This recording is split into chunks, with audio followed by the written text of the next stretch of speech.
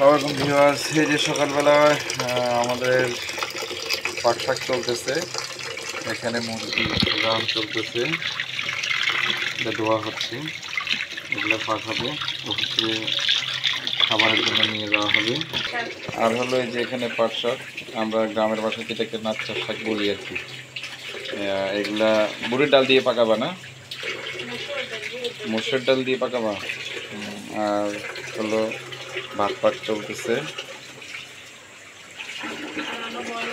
আরেকটা জিনিস শেয়ার করব, এই যে এটা আসলে দেশি মুরগি না, এটা ব্রয়লার মুরগি। এই মুরগিটা গরম পানি দিয়ে ফুটানোর পরে দেখবেন, এই যে এখানে গরম পানি ফুটানোর জন্য দেওয়া হয়েছে। মুরগির মাংসগুলো ফুটানোর পরে এখানে ছেড়ে দেওয়া হবে। এই যে ব্লক এসে গেছে, এখন এই মুরগির রানগুলো এখানে ছেড়ে দেওয়া হচ্ছে। তো এইটা আসলে সিদ্ধ করার একটা উদ্দেশ্য আছে, সেটা হচ্ছে এখান থেকে বিষাক্ত জিনিস বের করে ফেলবে। মাংসের মধ্যে বাজে একটা স্মেল থাকে না, ওটা যেন না থাকে, বাজে স্মেলটা যেন না থাকে। তারপরে এই যে এটা এবার হলুদ, মরিচ, লবণ সব কিছু দিয়ে ভাজবা, মেখে রাখবো 10 মিনিট, তারপরে ভাজবো। 10 মিনিট রেখে দিবা। তারপরে এটাকে ভাজবো লাল লাল করে একদম। তারপরে মানে সাদা ময়লা মুরগিটা এবার মেখে রাখি। এই যে এটাকে মেখে রাখা হয়েছে, এটা 10 মিনিটের জন্য। পাট শাকগুলো রান্না করবো, তো এই যে পেঁয়াজ দিতেছি। আমি যেভাবে সিম্পলভাবে রান্না করি ওভাবে দেখাতেছি। ওটা পাট শাক রান্না করবো এই জন্য, মানে এটা কি মসুর ডাল দিয়ে? তাহলে তেল দিতেছি, 1 চামচ রসুন বাটা,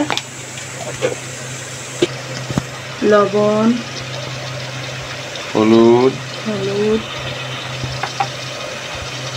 তারপর কি আবার মরিচ, গুঁড়া মরিচ কম দিলেও হয় যেহেতু কাঁচামরিচ দেওয়া হয়েছে।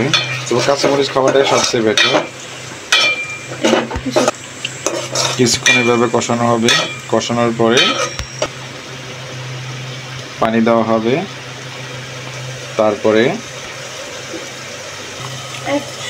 এই পাট শাকগুলো রান্না করা হবে। পাট শাকগুলো আসলে এভাবে রান্না করলে অনেক মজা হয়। এখানে পানি দেওয়া হয়েছে, একটু পানি দিচ্ছি ডালগুলো কষানোর জন্য ভালো করে।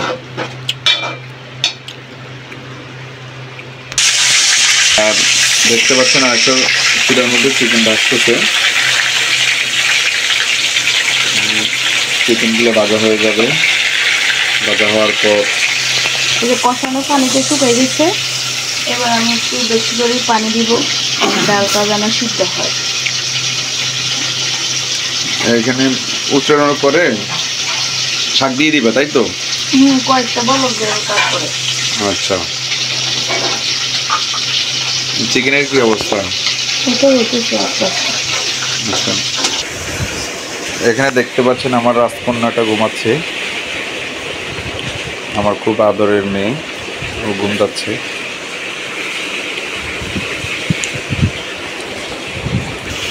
আর এটা হচ্ছে আমার বউয়ের শখের ড্রেসিং টেবিল, ও কিনেছিল একটু একটু করে টাকা জমিয়ে, ও নিজেই কিনেছিল। চিকেনগুলো ভাজা হয়ে গেছে, এগুলোকে আস্তে আস্তে তুলে নেওয়া হচ্ছে।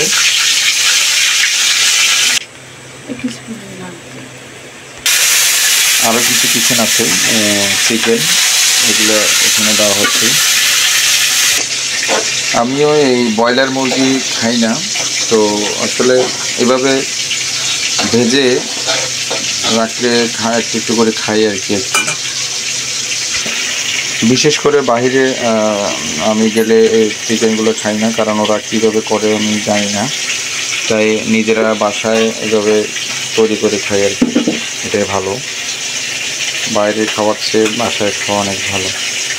তো আগের তুলনায় এখন মোটামুটি খাই এভাবে ভেজে, রসগুলো ফেলাই দেওয়ার পরে তারপরে ভালো লাগে।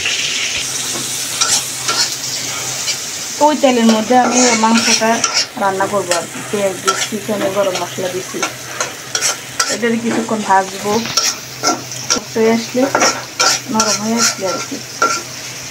এই যে আমার ডালটা সিদ্ধ করা শেষ, নরম হয়ে গেছে। এবার শাকটা দিয়ে দিতেছি। এবার বেশিক্ষণ লাগবে না, এই শাকটা রান্না করতে বেশি সময় লাগে না।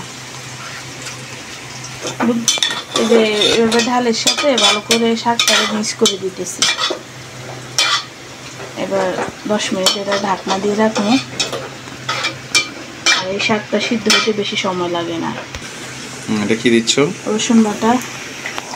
এটা মাংসের জন্য এগুলো তৈরি করা হচ্ছে। রসুন বাটা, তারপর আদা বাটা, জিরা বাটা, গন্ধটা যাওয়া পর্যন্ত এটা কিছুক্ষণ ভাজবো। আচ্ছা, মুরগির মশলা দিতেছি। এবার মুরগির মশলা দেওয়া হচ্ছে, তারপর লবণ দিচ্ছি, স্বাদ মতো লবণ দেওয়া হচ্ছে, হলুদ, মরিচ। দেখে এভাবে ভাজা হবে, তাই তো? হালকা করে পানি দিয়ে কষানো হবে, এই তো? হালকা একটু। এটা আমার তেলটা উপরে এসছে। এবার আমি মুরগির মাংসগুলো দিয়ে দিব একসাথে। এখানে আলু দিয়ে করবো, এই তো?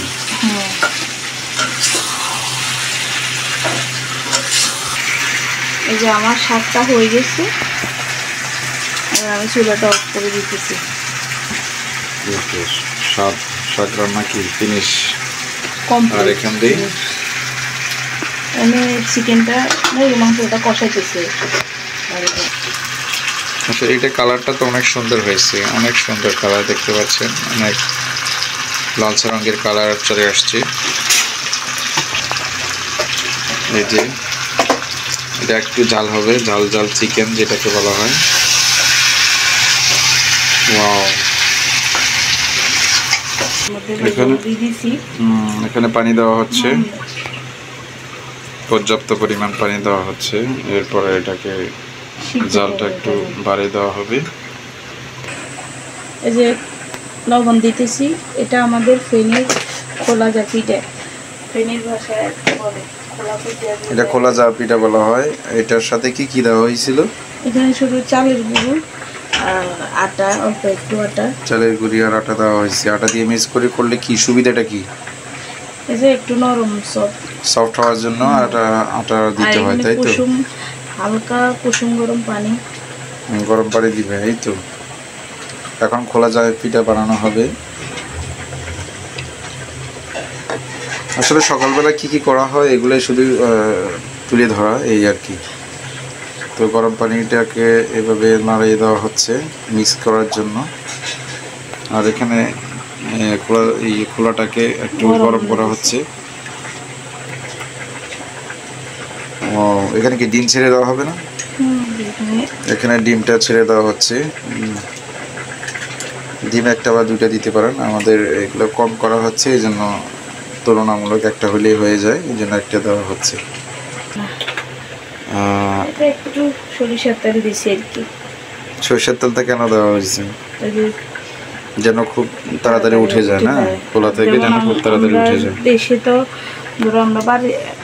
দেশে তো ধরো হাঁসের ডিম দিয়ে করি, তো ওটা আবার তাড়াতাড়ি হয়।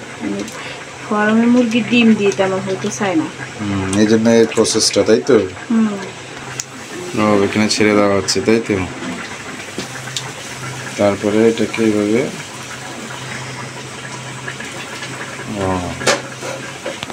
ব্যাস, এখন ঢাকটা ঢেকে দিবে। যে পিঠাটা হয়ে গেছে, এখন এটাকে তোলা হচ্ছে। খুব সফটভাবে উঠে যাচ্ছে। প্রথম পিঠাটা মোটামুটি হয়, পরেগুলো পারফেক্টভাবে হয়। এটা দেখা যাচ্ছে মোটামুটি একবার আরও ভালো হয়েছে, অনেক সুন্দর হয়েছে। ওয়াও, এটা এখন আমি খাবো। আমি পিছনের পিঠটা দেখানোর চেষ্টা করতেছি। এই যে পিছনের পিঠ, এটা হলো সামনের পিঠ। আমি এখন একটু খাবো। এই যে আমি খাচ্ছি, অনেক টেস্টি। ওয়াও, সেই লাগে। আসলে এটা আমি পছন্দ করি। চা দিয়েও খাওয়া যায়, বা তরকারি দিয়েও খাওয়া যায়, গোস্ত দিয়ে, সব দিয়ে খাওয়া যায়। আবার খালি খালিও খাওয়া যায়। আমি এখন খেলে মারে দিছি। খালি খালি খাচ্ছি, কিছুই নাই, তারপর অনেক মজা লাগছে। ওয়াও। আবার ওই যে শীতকালে এটা রাবদি খায়। রাবদি খায়, রাইট। এই যে আমার মুরগির মাংসটা কমপ্লিট হয়ে গেছে না? রান্না করা শেষ। ও, একটা বাদামি কালার আসছে, অনেক সুন্দর। কি বাদামি।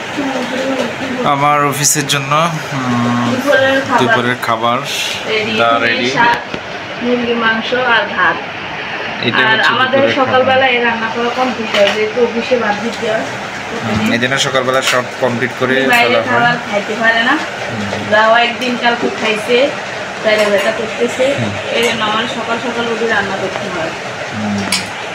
তবে একদিক দিয়ে সবাই ভালো থাকবেন, সকালে সুস্থ রান্নাটা থাকবেন। শেষ করলে হ্যাঁ, ওই যে সারাদিন একটু আল্লাহ হাফিজ। অন্য কাজ করা যায়।